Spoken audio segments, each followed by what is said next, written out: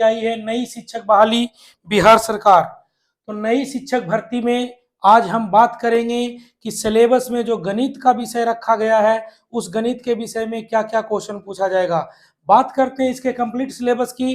तो complete syllabus में जो है वो है जीके जीएस। तो जीके जीएस एक कॉमन पेपर है जो कि सभी का एवरेज होता है। किसी स्टूडेंट का थोड़ा सा अच्छा होता है, किसी का थोड़ा सा कम होता है। उसके बाद बात करते हैं रीजनिंग। तो रीजनिंग एक ऐसा पेपर है जो सबका कॉमन होता है, सबका अच्छा ही होता है। रीजनिंग में कोई 2 नंबर कम लाते हैं तो कोई 2 नंबर ज्यादा लाते हैं। सबसे मोस्ट इंपॉर्टेंट टॉपिक गणित। गणित इसलिए क्योंकि ये आपको बोनस दिला के जाएगा और सिलेक्शन में इसकी भूमिका सबसे ज्यादा इस बार प्रबल होने वाली है, क्योंकि मैथ और रीजनिंग मिलाकर के कम से कम 25 से 30 क्वेश्चन पूछे जाएंगे और ये 25 से 30 क्वेश्चन आपकी उम्मीदवारी तय कर देते हैं, सिलेक्शन तय कर देते हैं कि सिलेक्शन होना कहां से है।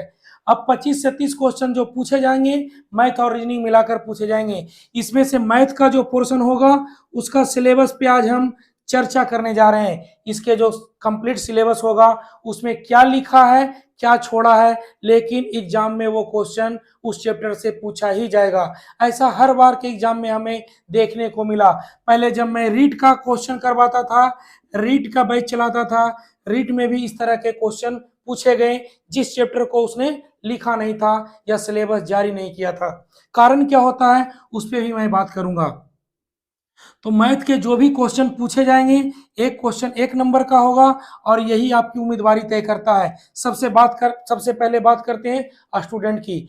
जो बच्चे टीचर की तैयारी करते हैं या सीटेट वगैरह क्वालिफाई करते हैं, हमने ऐसा अनुमान लगाया है कि 90% बच्चे का या 80% बच्चे का, 80% स्टूडेंट का मैथ एकदम कमजोर होता है, एकदम वीक होता है। वो मैथ से भागते हैं और मैथ से जब भागते हैं तो वो टीचर लाइन या इस तरह के पेपर को चुनते हैं जिसमें मैथ का पोर्शन कम से कम आता है। लेकिन वो बच्चे जो पहले एसएससी या बैंक की तैयारी कर चुके हैं, अगर वो भी पेपर को भरते हैं तो उनकी योग्यता थोड़ी ज़्यादा बढ़ जाती है। उनकी उम्मीदवारी तय करने की, कि उनकी उम्मीदवारी पक्की हो जाए, इसकी क्षमता ज़्यादा बढ़ जाती है। मैं ऐसा बिल्कुल नहीं कह रहा हूँ कि आपका सिलेक्शन नहीं होगा या आप उसके क्राइटेरिया पर खरे नहीं उतरेंगे, बिल्कुल उतरेंगे, लेकिन आपको थोड़ी सी मेहनत ज्यादा करने की जरूरत है।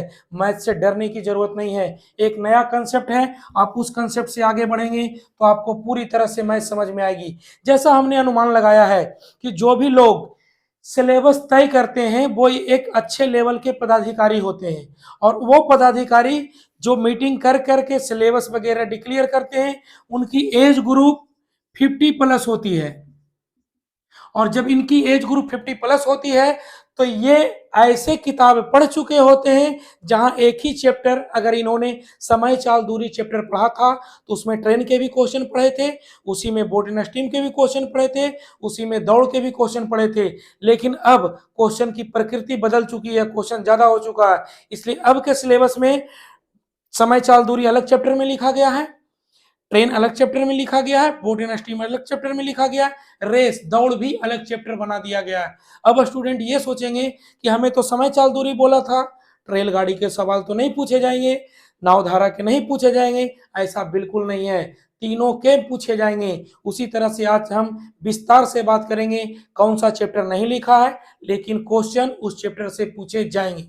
पहला है जोड़ घटाओ गुना भाग। तो आपसे डायरेक्ट जोड़ घटाओ गुना भाग के सवाल नहीं पूछे जाएंगे कि आपको दे दिया जोड़ने के लिए कि 5026 में 2056 जोड़ दो, ऐसा नहीं आएगा।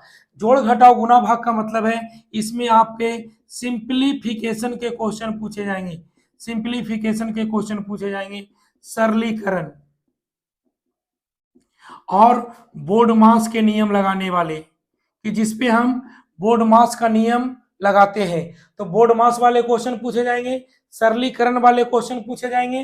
दूसरा चैप्टर लिखा गया संख्या पत्ती। तो ऐसा नहीं है कि संख्या पत्ती लिखा गया है तो सिर्फ नंबर सिस्टम के क्वेश्चन पूछे जाएंगे, नहीं। संख्या पत्ती 5-6 चैप्टर मिलाकर के बनता है। संख्या पत्ती एक बहुत बड़ा दायरा लिए हुए है। तो संख्या पत्ती का मतलब है कि सरलीकरण के क्वेश्चन पूछे जाएंगे, वर्गमूल घनमूल के क्वेश्चन पूछे जाएंगे, घातांक करनी, एलसीएम एचसीएफ भी आ सकता है। या नहीं भी आ सकता है, लेकिन आप पढ़ के जाना, हो सकता है का क्वेश्चन दे दे। संख्याओं पर आधारित प्रश्न, प्रॉब्लम बेस्ड ऑन वर्ड्स, ये भी संख्या पत्ती का पार्ट है। जब संख्या पत्ती लिख दिया तो 1 2 3 4 5 चैप्टर उसमें समाहित हो गए, अलग से कहने की जरूरत नहीं है। दूसरा तीसरा है संख्या श्रेणी, नंबर सीरीज। नंबर सीरीज जो रीजनिंग में हम पढ़ते थे, मैथ में भी नंबर सीरीज होता है, वही होता है जो रीजनिंग में पढ़ते हैं। रीजनिंग में थोड़ा ज्यादा लेवल तक पढ़ते हैं, मैथ में थोड़ा कम लेवल तक पढ़ते हैं। तो मैथमेटिक्स के हिसाब से आपको संख्या श्रेणी पढ़ना है। प्रतिशत, प्रतिशत एक अच्छा चैप्टर है, इससे सवाल पूछे ही जाते हैं, तो प्रतिशत चैप्टर को लिखा गया।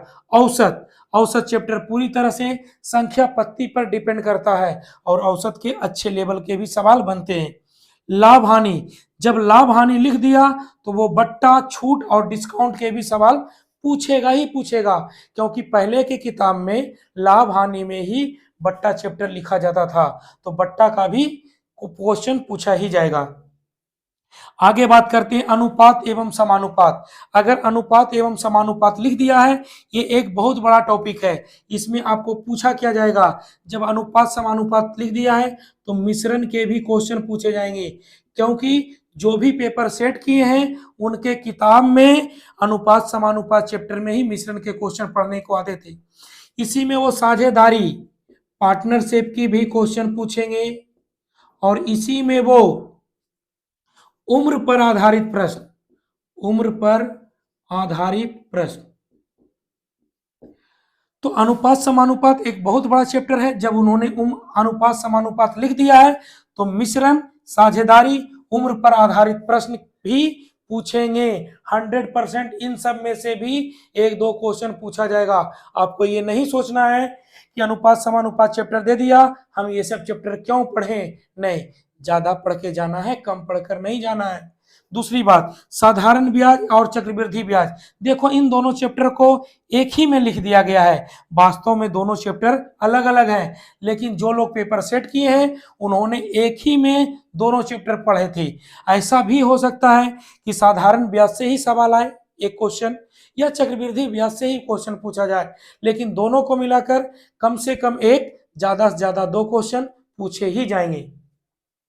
हम बात करते हैं 9 नंबर, बीज गणित, अलजेब्रा। एक बहुत बड़ा दायरा लिए हुए है। अलजेब्रा में भी बहुत सारे चैप्टर होते हैं, दो चर वाले, एक रेखीय समीकरण, द्विघात समीकरण, अनुक्रम श्रेणी, बहुपद। तो अलजेब्रा जो है एक बहुत बड़ा पोर्शन लिए हुए है।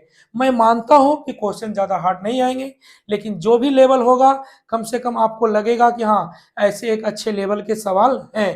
तो अलजेब्रा भी बहुत बड़ा पोर्शन लिए हुए। ज्यामिति, ज्यामिति एक बहुत बड़ा चैप्टर है जिसमें रेखाएं एवं कोण, त्रिभुज, चतुर्भुज, उसके बाद चले जाइए वृत्त, वृत्त की स्पर्श रेखा, तो बहुत सारा है। लेकिन ज्यामिति के सवाल स्टैंडर्ड लेवल के नहीं होंगे, मीडियम या लो लेवल के ही सवाल होंगे, जिसे आप आसानी से कर सकते हैं। 11वां हमने लिखा विविध। विविध में बहुत सारे चैप्टर आ जाते हैं, जैसे हो सकता है उसने क्लॉक का क्वेश्चन पूछ दिया, कैलेंडर का क्वेश्चन पूछ दिया, कभी कभी सेट थ्योरी के भी क्वेश्चन पूछ देते हैं, परमोटेशन कॉम्बिनेशन का क्वेश्चन पूछ दिया जाता है, क्रमचय संचय जिसे बोलते हैं, प्रायिकता प्रोबेबिलिटी के भी क्वेश्चन कभी कभी पूछ दिए जाते हैं।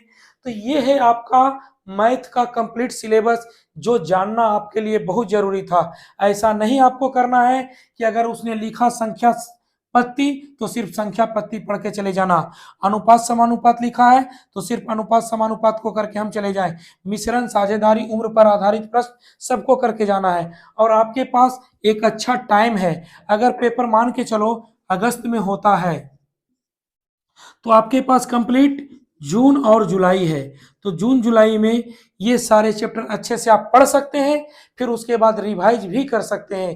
तो ऑफलाइन में मैं पढ़ाता ही हूँ, ऑफलाइन में इसकी बैच भी है, हम आपको ऑनलाइन भी आकर के पढ़ाएंगे, जल्दी ही टाइम डिक्लेयर करेंगे। 1 घंटा डेली टाइम होगा और 1 घंटा डेली ऑनलाइन में भी पढ़ेंगे हम। स्टूडियो की सेटअप जारी है, जल्दी होते ही आपको इन्फॉर्मेशन दी जाएगी और सारे चैप्टर कवर कर दिए जाएंगे। और मैं गारंटी लेता हूँ 90% क्वेश्चन हू बहू सेम टू सेम मिलाने का।